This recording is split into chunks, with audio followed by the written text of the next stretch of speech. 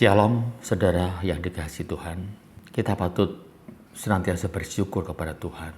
3 minggu telah kita lewati di tahun 2024 ini. Dan kalau kita bisa ada sekarang ini, itu karena anugerah Tuhan.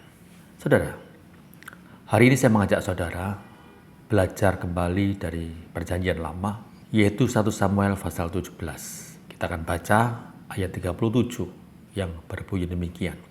Tuhan yang telah melepaskan aku dari cakar singa dan dari cakar beruang, Dia juga akan melepaskan aku dari tangan orang Filistin itu. Saudara, perkataan ini adalah ucapan Daud kepada Raja Saul ketika akan berhadapan dengan Goliat. Latar belakangnya pada waktu itu, kondisi bangsa Israel sedang dikepung oleh Raja Filistin bersama dengan tentaranya.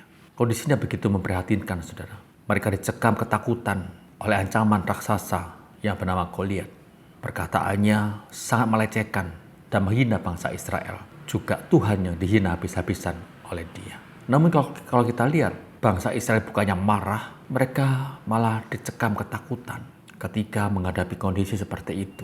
Nyali mereka hilang sama sekali. Kondisi itu tidak lepas daripada peran serta pemimpin negara mereka, yaitu Raja Saul. Pada waktu itu, dalam kondisi seperti itu, Saul tidak menunjukkan kekuatannya sama sekali. Dia pun dicekam ketakutan, berdiam di istana. Dalam kondisi yang begitu genting, Saul hanya bisa berharap ada seorang pemuda dari Israel yang muncul dan berani melawan Goliat. Dan kalau dia bisa memenangkannya, maka Daud akan memberikan hadiah kepada pemenangnya yang cukup menggiurkan. Waktu itu Saul betul-betul tidak mempunyai daya lagi, saudara. Mengapa? Karena Allah telah meninggalkan dirinya.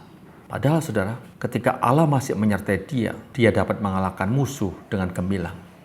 Itu bisa kita baca dalam 1 Samuel pasal 11 dan 15. Di tengah-tengah ketakutan bangsa Israel, muncul seorang pemuda yang masih kemerah-merahan, yaitu Daud. Mendengar hinaan Goliat seperti itu, Daud tidak bisa tinggal diam. Dia menghadap pada Raja Saul dan berkata, "Janganlah seorang pun menjadi tawar hati karena dia. Hamba pun akan pergi melawan orang Filistin itu." Semula Saul merasa ragu, saudara, ketika melihat penampilan Daud yang masih begitu kemerah-merahan. Tapi setelah mendengar apa yang dijelaskan Daud dalam ayat 37 tadi, di mana Daud mengatakan, "Kalau dulu aku bisa menang melawan beruang dan juga singa, karena Tuhan yang menolong saya. Maka di waktu akan datang ketika saya berhadapan dengan Goliat, saya pun bisa menang kalau Tuhan menolong saya kembali." Saudara dikasihi Tuhan, dalam peperangan tersebut Daud berhasil mengalahkan Goliat. Dan kita tahu keberhasilan Daud bukan karena kekuatan dia sendiri, tetapi semata-mata karena kekuatan yang dari Tuhan. Tuhan yang menyertainya, sehingga dia mampu membunuh Goliat hanya dengan sebuah batu. Ayat 46 dan 47. Sumber kekuatan Daud adalah Allah yang hidup. Secara fisik kita lihat Daud lebih kecil daripada Goliat. Pengalaman jauh dengan Goliat. Dia juga tidak terlatih seperti tentara lain. Bahkan memegang senjata pun dia nggak pernah untuk berperang. Tapi satu hal yang dia punya keyakinan begitu teguh akan pertolongan Allah. Itu yang menjadikan Daud sanggup untuk melawan Goliat. Apakah pada waktu itu Daud nekat, saudara? Tentu saja tidak.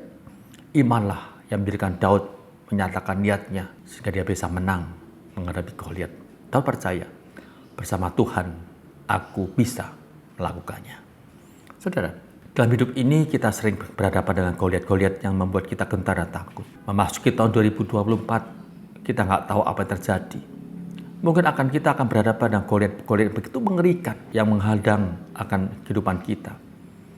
Goliat itu bisa berupa kesulitan ekonomi, sakit penyakit, dan juga masalah yang lainnya. Namun sebagai orang percaya, kita harus belajar seperti Daud. Kita harus tetap bersandar kepada kekuatan dan pertolongan Tuhan. Kita harus mempunyai iman seperti Daud. Kita percaya bahwa Tuhan senantiasa akan menyertai dan menolong kita sesuai dengan kehendak-Nya. Menghadapi kesulitan tahun 2024 ini, mari kita berkata seperti Daud. Kalau dulu di tahun 2023 aku bisa mengatasi semua kesulitan itu bersama-sama dengan Tuhan, maka di tahun 2024 ini aku juga bisa mengatasinya kalau aku bersama-sama dengan Tuhan. Bersama Tuhan, aku bisa. Mari kita berdoa, saudara. Tuhan, ampunilah kami kalau seringkali kami kurang beriman kepadamu. di saat kami menghadapi kesulitan dan tantangan dalam hidup ini. Tahun 2024 kami tidak mengetahui apa yang terjadi. Mungkin banyak Goliat akan kami temui, namun kami percaya bersama-sama Engkau kami bisa menghadapi Goliat itu.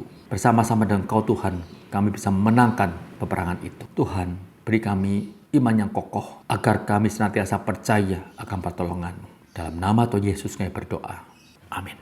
Tuhan memberkati saudara. Ingat saudara, Tuhan senantiasa menyertai kita dan tidak pernah meninggalkan kita di tahun 2024 ini.